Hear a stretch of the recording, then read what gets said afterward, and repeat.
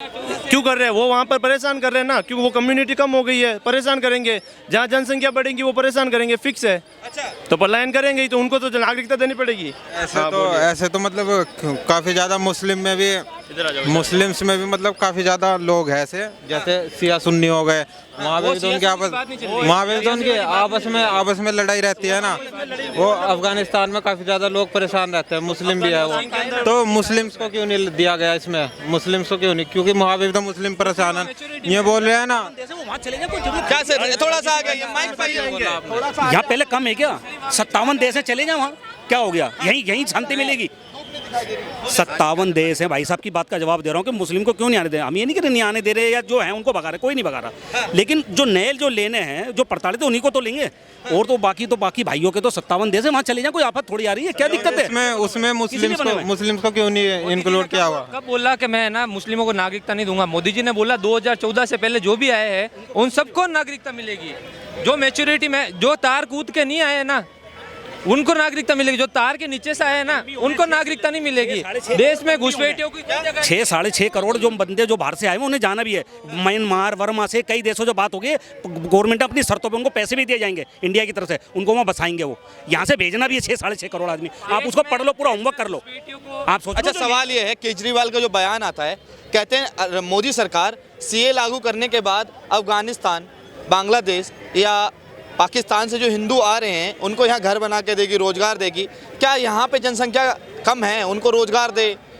3-3.5 करोड़ का शायद मेरा आंसू हो रहा। थोड़ा आगे आइए। हिंदुस्तान, पाकिस्तान, बांग्लादेश। केजरीवाल के पेट में दर्द, भाई बताएंगे। केजरीवाल के पेट में दर्द आंसू हो रहा कि वाकई रोटी जो है ना यहीं से पक रही है और यहीं बन रही है, और यहाँ फ्री की खिला रहा सब है। ठीक है, तो जितने भी रोहिंग्या, तो मैं कहता हूँ निकम्मे, जितने भी बाहर के आए हुए मुस्लिम लोग हैं, जितने भी आए हैं, 80% लोग दिल्ली में पड़े मिलेंगे। उनका समर्थन करते हैं इसलिए क्योंकि वो जैसे इस धरना प्रदर्शन करने के काम आते हैं ना, उनको बैठा दिया और बिरयानी खिलाते रहे, बात खत्म। तो ये रोहिंग्याओं को तो बाहर जाना ही पड़ेगा। गवर्नमेंट की नजरों में एक बंदा है, कभी आप सोच रहे हो कि नहीं है?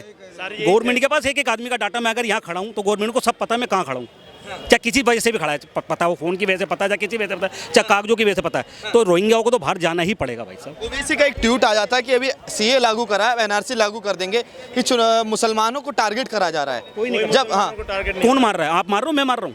कौन? मोदी सरकार। ये तो सिर्फ कोई नहीं कर रही। कौन सा घर से निकाल रही है मोदी सरकार? कौन सा घर से बाहर निकाल के पीट रही है किसी को, पीटा किसी को? या बताओ कौन सी योजनाओं को उनको लाभ नहीं पहुंचाया? चाहे वो घर का हो, चाहे पानी का हो, चाहे शौचालय का हो, किसी चीज का हो, चाहे गैस का हो, पता कौन सी चीज का नहीं पहुंचा? वही खा रहे हैं और छाप रहे हैं और पाल रहे हैं। हाँ, तीनों काम कर रहे हैं, खा भी रहे, छाप भी रहे और पाल भी रहे, तीनों काम वही कर रहे हैं, और हाय हाय हाय हाय वही कर रहे हैं। अच्छा, और नोटबंदी की लोग बात कहते हैं कि नोटबंदी से कोई फायदा नहीं है। देख लो ना पाकिस्तान का क्या हाल है। वो खाई के नोटबंदी का ही असर है, आप लोगों को भी पता है, वो नोटबंदी का ही असर है मोदी का। नकली नोट आने, पहले नेपाल आते थे, नेपाल से बिहार आते थे और बिहार से पूरे हिंदुस्तान में चलते थे।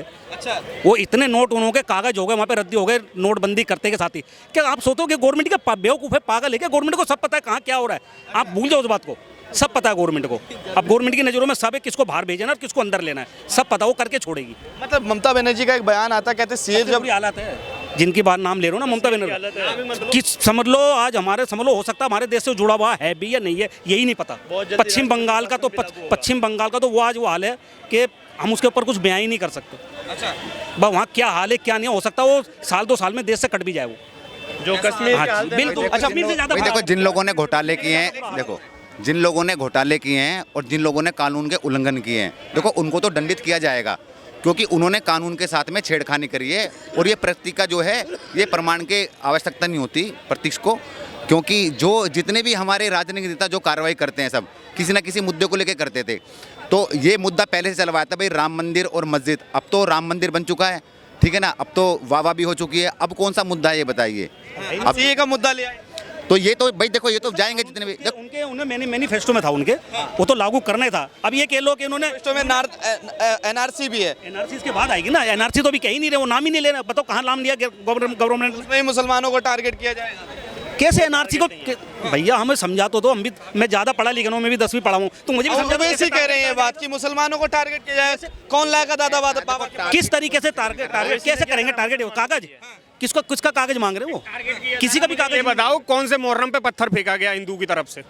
बताओ टारगेट कैसे करा जाता है मेरे को हाँ। समझा। और हिंदुओं की ऐसी कोई साली शोभा यात्रा नहीं जाती है, कोई भी ऐसी शोभा यात्रा नहीं होती है जिस पे साला पत्थर फेंकने का मन नहीं बनता हो किसी बंदे का। राजस्थान बताओ तुम। पिछले साल 10 बार हमला हुआ, कोई एक्शन नहीं, विपक्ष की तरफ से कोई एक्शन नहीं, कोई बात नहीं। जोधपुर में हुआ, शांत करके बैठ गया। रात को 12 बजे कोर्ट खुला के दोषियों को जमानत दिलाई गई। उसके अलावा जो हिंदू लोग नहीं थे, जो हिंदू लोग जोधपुर में कभी आए ही नहीं, उनका नाम लिख के एफआईआर बनाई गई कि मामला शांत कर सके। करौली में भी यही हुआ, उदयपुर में भी यही हुआ। कन्हैया लाल की हत्या हुई, ना उसको फांसी दिला पाए ना कोई बात। और अशोक गहलोत कहते मैं हिंदू हूँ, मैं हूँ, लेकिन कुछ नहीं हुआ उनसे। विपक्ष हमेशा भारत हिंदुओं के खिलाफ रहा है। अगर हिंदुओं के खिलाफ नहीं होता, देश सेकुलर है, तो मुस्लिम पर्सनल लॉ क्यों है, वक्फ बोर्ड क्यों है? मैं तो ये पूछ रहा हूँ। अगर देश सेकुलर है, मुस्लिम किसी और के लिए नहीं है, हिंदुओं के लिए अलग नियम नहीं है। मुस्लिम पर्सनल लॉ, वक्फ बोर्ड, मुस्लिम पर्सनल लॉ, वक्फ बोर्ड क्यों है देश में? सेकुलर देश में इस अलग पर्सनल लॉ की क्यों जरूरत है? और ये सरिया कहते हैं, सरिया लागू करने का कहते हैं। जिस दिन केसरिया लागू हो गया उस दिन सरिया भी पाँव पड़ेगा। अच्छा, इतनी बड़ी बात कह रहा हूँ मैं। जिस दिन केसरिया लागू हो गया ना, सरिया पाँव पे आ जाएगा। इतने भाई बहन खड़े हुए हैं यहाँ पे, बहुत भाई खड़े हैं। खाली मेरे को टारगेट करने का तरीका बता दो, कैसे टारगेट किया जाता है? ममता बनर्जी भ्रम फैला रही हैं लोगों से, कह रहे हैं छोड़ दो पागल, उसको तो पता ही नहीं है कुछ बनर्जी भी। और सुनो, केजरीवाल के टारगेट यहाँ पे हिंदुओं को किया जा रहा है और किसी को भी नहीं करा जा रहा है। तो कहाँ करा जा रहा है? किसी को टारगेट कहाँ किया जा रहा है? टारगेट का एक सेंटर बनाया जाएगा, वहाँ मुसलमान डाले जाएंगे। टारगेट की परिभाषा क्या है? अच्छा, पहले नहीं बसाया इनको? ये जहांगीरपुरी, सुल्तानपुरी और आपका जो इधर जो दक्षिण दिल्ली में जितने राज्य जो बसा रखे हैं एरिया, सब उसी इंदिरा गांधी के टाइम को तो बसाए। जब नहीं बसाया, ऐसे अब बसा देंगे कहीं ना कहीं हिंदुओं को। मतलब पीछे जो वो उसमें से आए थे बंदे बाहर से, जो बंदे बाहर से पाकिस्तान से कहीं से भी आए थे, प्रताड़ित हो गए, तो उनको बसाया है ना कहीं ना कहीं। ऐसे हिंदुओं को बसा दिया जाएगा कहीं ना कहीं। और जो उनकी जगह जाने भी ना, जो 2000 के बाद आए हैं, उनको तो भैया जाना ही पड़ेगा, चाहे कागज दिखाओ या कुछ भी दिखाओ। सपा पार्टी के नेता कह रहे हैं कि जो ये मुसलमानों को टारगेट किया गया, वो भी यही बात कह रहे हैं। अरे तो अभी मैंने आपसे यही तो पूछा, इतने भाई बहन खड़े हैं, बताओ ना टारगेट कैसे करा जाता है? क्या होता है टारगेट करना, ये तो बताओ। सर, सीए से आप खुश हैं? जो सीए लागू हुआ है उससे आप ठीक सहमत हैं आप? सीए की परिभाषा बताओ पहले, क्या फिर बताएगा? सीओ की परिभाषा बताओ ना। सीए से ये है कि जो 3 देश हैं वहाँ से हिंदू, सिख, पारसी, बाकी बौद्ध, जैन सारे वापसी आ सकते हैं, मगर मुसलमान नहीं आएंगे। आप जैसे यहाँ एक भाई साहब बात करा रहे थे, हिंदू मुसलमान की बात करा रहे थे, वक्फ बोर्ड है, वो है, फड़ा है, ढमकाना है। फिर सीए की आप बात कर रहे हो, इसमें हमारा सा देश में हिंदू मुसलमान का नारा नहीं है कोई। हम तो कहते हैं कोई भी दुनिया में कोई इंसान, कोई पीड़ित होता है, उसकी मदद होनी चाहिए। जात का सवाल, धर्म का सवाल नहीं होना चाहिए। कोई भी पीड़ित हो अच्छा दुनिया में, अच्छा, उसको शरण देने। एक मिनट। 2013 में कांग्रेस एक नियम ला रही थी कि दंगा कहीं भी हो, पीसीटीबी दंगा कहीं भी हो, पहला दोषी हिंदू होगा, क्योंकि हिंदू बहुसंख्यक है। आपको पता, आपको इतना साल हो गया न्यूज एंकरिंग करते हुए, कभी आपने सुना है कि हिंदुओं की तरफ से पहला वार हुआ है? सुना है? आपने सुना है तो बताओ कि हिंदुओं की तरफ से पहला वार हुआ है, ये बता दो। मैं अभी डिबेट छोड़ के चला जाऊंगा। हिंदुओं की तरफ से पहला वार बताइए। बेटा जी एक मिनट, बेटा जी नौजवान साथी हो, एक कोरोना बीमारी अपन दुनिया में पूरी देखी है। कैमरे में नहीं आएंगे आप, थोड़ा कोई बात नहीं। हाँ, इधर आ जाइए। कोरोना बीमारी पूरे वर्ल्ड में देखा। इधर आ जाइए, कैमरे में नहीं आएंगे तो मीडिया झूठ बता रहा था, मीडिया सही बता रहा था।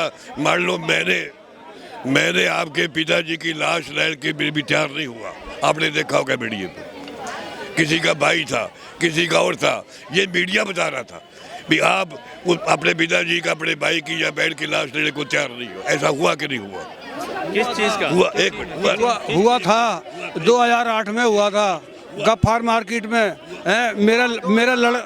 मेरा लड़का खुद खत्म हुआ उसमें। अच्छा, क्या हुआ था सर? इनकी भाषा थोड़े मेरे को समझ नहीं आई। मुझे भी नहीं आई। मैं समझा रही हूँ। 2008 में शनिवार का दिन था, गफ्फार मार्केट में बम ब्लास्ट हुए थे। तीन हुए थे। उसमें 26 आदमी मरे थे।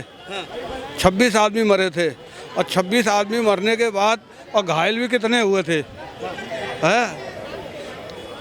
तो किसी को 5,000 दे दिया, किसी को 5 लाख दे, किसी को 5 लाख दे दिया, किसी को कुछ दे दिया है, तो वो भरपाई हो जाएगी क्या? ये क्या है?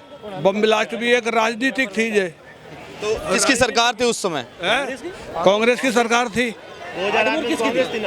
इससे बात अलग करना चाहता हूँ, कोरोना की बात। मीडिया दिखा रहा था अभी, मैं अपने पिताजी का लाश लेने को तैयार हूँ। नहीं लगाएंगे नहीं। इतनी बड़ी बीमारी होने के नाते उसको आप थाली से बजा रहे हैं। जिसकी लाश लेने को तैयार नहीं है उसको थाली खड़का के बजाय नहीं रहते। जैसे चरखा है ना, सबको एक करने का था ना, वो महात्मा गांधी का चरखा एक चरखे से आजादी आई, चरखे से आजादी आई, चरखे से आजादी आई क्या? मैं तो ये पूछ रहा हूँ, चरखे से आजादी आई?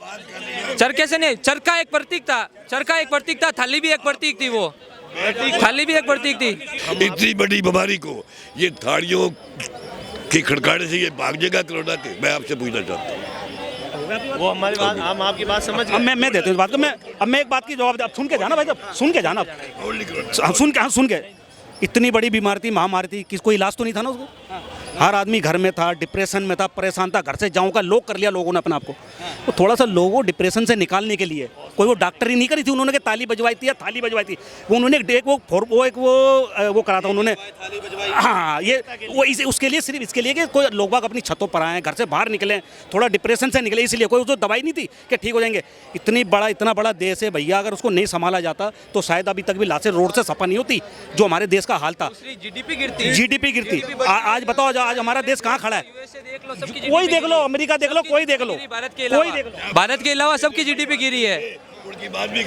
भारत के अलावा सबसे जीडीपी गिरी। और भारत सीए से आप खुश हैं? सवाल ये है, सीए से आप खुश हैं? मैं कहता हूँ सवाल ये, सीए से आप खुश हैं? बिल्कुल खुश है, क्यों नहीं? सीए से खुश हैं? हाँ सर, सवाल है कि हाँ, मैं खुश हूँ, बिल्कुल खुश हूँ।